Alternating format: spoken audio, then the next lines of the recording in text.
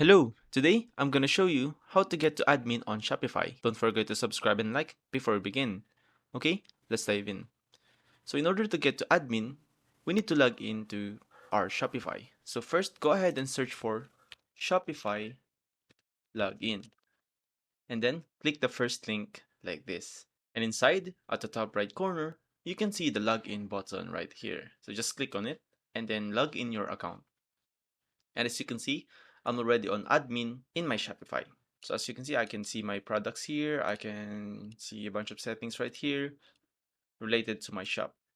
Now, the second way to log in is to search for your shop. For example, my shop is etomax. That's my shopify.com.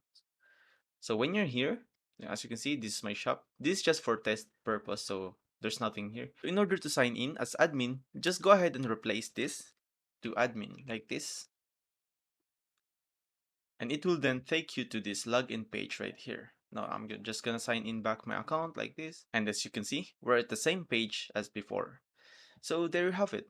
You've successfully logged in your Shopify account as admin.